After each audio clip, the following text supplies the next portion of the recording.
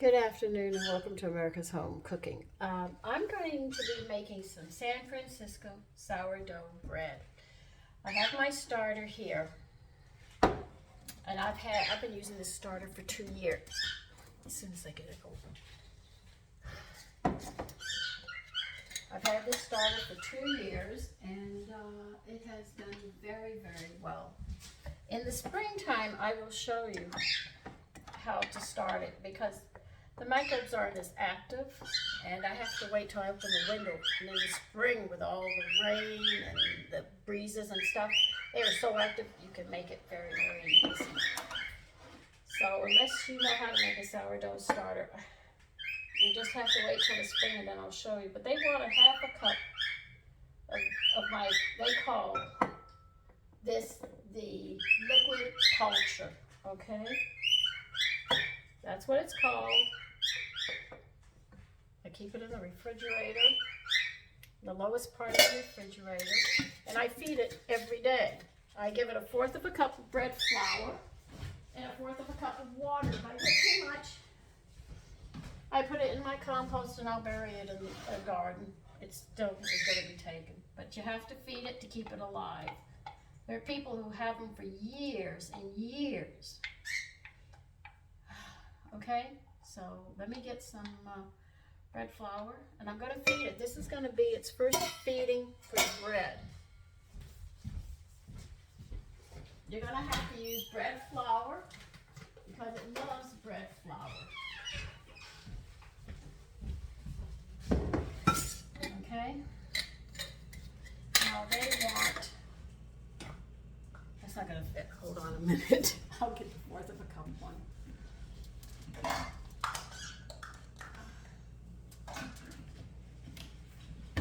I'm going to take 1 cup from the recipe here to make it. I'm going to take a whole cup out.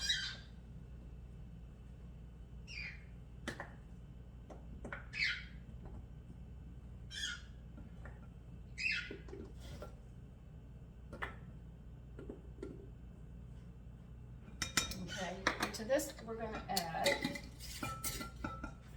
I have potato water. I'm going to use potato water.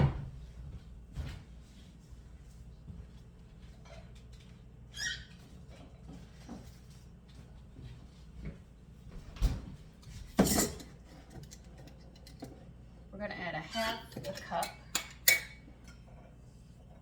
They say water, I'm going to use potato water.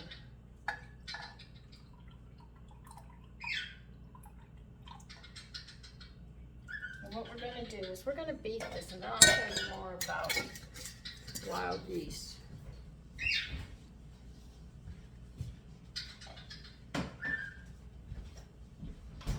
Well, we have to beat this, and we're going to let it sit till tomorrow morning at 4 o'clock in the morning, and I'll wake up and come down here, and I'll give it its second feeding, because it's going to rise 3 times.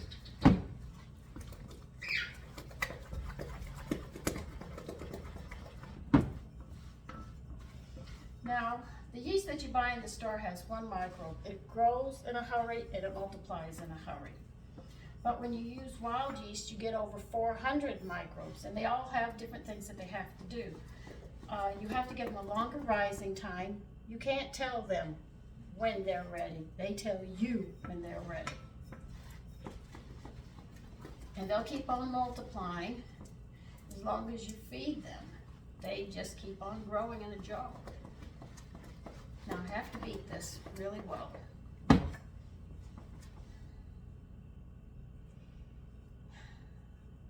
So they have longer rising times. This is why I set it to my times when I go to bed or when I get up. If I have 3 rises, I start it at night, then I do it in the morning, then I do it at night, then in the following morning, I will be putting it, the final touches of it together and shaping it.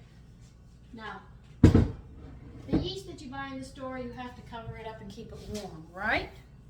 We all know that. Don't put a cover over that. You leave it like that and it will grow. It's slow in its rising, but each of those microbes break down the sugar and stuff in the starch. and they actually break it down to where you can get vitamins and minerals in them. That's why I'm going to use some whole wheat with this, so I can get all those things done properly. But that's what they do, and they take a longer time. And you're not guaranteed, if you sit there and cook it and it hasn't risen to its full capacity that it's supposed to when it comes to that time, you'll think your loaf is completely cooked, and you will cut into it and it'll look good, the first slice, the second slice, then you notice the third slice, and the closer you get to the center, you find out it hasn't risen. So you have to be really careful using wild yeast, but nutritionally they are better than the yeast that you get in the store. So I would recommend it, using it if you knew how. If you don't, you have to be walked through it. Right now I know you can't, because I can't show you how to make a wild yeast from grabbing it out of the air, because I have my windows closed. But in the spring I will. But I use this a lot in my recipes. And this book is specific. I have 2 books that have nothing but a ton of recipes on sourdoughs. But the other breads that I make when I use the other yeast, I show you the steps to go through this. But this one I can show you the steps, but I can't show you how to make the sourdough. I will see if I can find the address. Let me see if I have a place where you can write and they can send it to you. Hold on a bit. I'll put you on pause and see if I can find it for you. All right, this guy says you can buy a very good sourdough culture from him, from Sourdoughs International, but that's the only thing that he says here in this book that I know of. So you would, I guess that you could go on the Google it and see if you could find Sourdoughs International, and maybe they can send you one to get you started for now. But I will be in the spring showing you exactly how to make it. It's just that I can't do it now. So this is the first rising that we're doing to make San Francisco sourdough bread. And it's going to have a nice tart, sour taste to it, because it's going to have 3 rises. Now, if you buy sourdough out in the supermarket or the stores, they use vinegar to fool you that it's sourdough, and it's not sourdough. It's vinegar, which gives it that slight acid taste that you think is sourdough. So if you want real sourdough, you really have to make it. And this is going to be a 4 or 5 part. It just depends what my yeast is going to do, okay?